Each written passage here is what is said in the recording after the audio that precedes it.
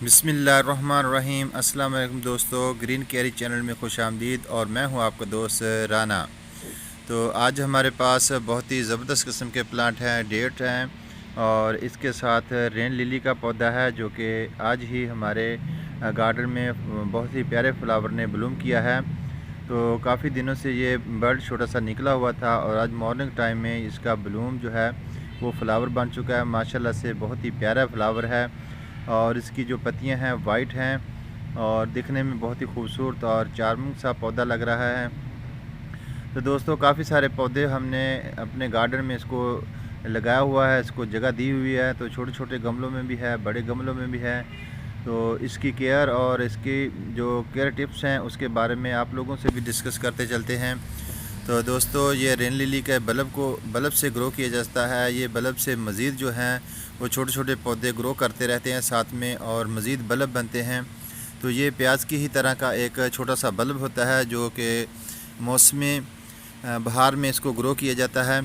اور اس کے فلاور کے بارے میں یہ مشہور کہاوت ہے کہ یہ مونسون کی بارشوں کے بعد ہی یا مونسون کی بارشوں کے دوران ہی اپنے پھول نکالتا ہے اور یہ تقریباً سال میں 3 مرتبہ فلاورنگ دیتا ہے۔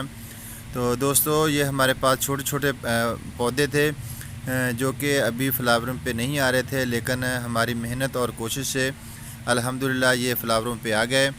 تو ان کو کیسے ہم نے فلاورنگ سے لی؟ تو دوستو مونسون کے بارشوں میں ہمارے علاقے میں 2 سے 3 بارشیں ہوئی اور ہم نے بارشوں کا پانی تھا بڑے سے ایک کنٹینر میں اس کو جمع کر لیا اور ڈیلی بیس پر ہم اس کو تھوڑا سا پانی جو تھا وہ رین کا جو پانی تھا وہ اس کو دیتے ہیں۔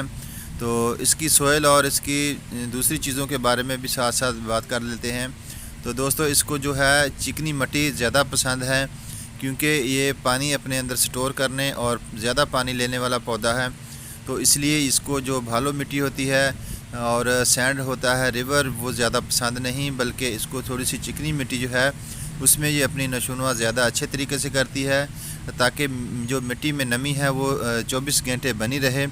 بالکل جو مٹی ہے خشک اس کو بالکل پسند نہیں، تو اس لیے ہم نے تھوڑی سی چکنی مٹی جو اکثر فصلوں والی مٹی ہوتی ہے وہ ڈالی ہے، لال سرخ مٹی۔ تو اس کے اندر ہم نے اپنی ورمی کمپوسٹ ڈالی ہے اس کی مکمل غذائیت کے لیے۔ تو یہ تو مٹی ہو گئی اس کی جو غذائیت ہے، اور اس کو اس کے ساتھ ڈرین بھی ہونا چاہیے۔ اس کی پانی جو ہے اس کے اندر زیادہ نہیں ہونا چاہیے۔ اس کا جو بلب ہے اس کے روٹس ہیں گل جاتے ہیں، سڑ جاتے ہیں اور پودا ڈیمیج ہو جاتا ہے۔ تو ڈرین سسٹم ہر پودے کی طرح اس کو بھی جو ہے وہ چاہیے ہوتا ہے۔ تو دوستو یہ بھی کافی کلر میں ہوتی ہیں، ابھی ہمارے پاس صرف 2 کلر ہیں جو بلوم کیے ہیں، وائٹ اور اس کے اندر یلو شیڈ ہے۔ ماشاءاللہ سے بہت ہی پیارا اور خوبصورت فلاور ہے۔ تو دوستو کیسی لگی ہماری یہ ویڈیو آپ کو ضرور ہمیں کمنٹس میں بتانا۔ اللہ حافظ، اپنا اور اپنے پیاروں کا خیال رکھنا۔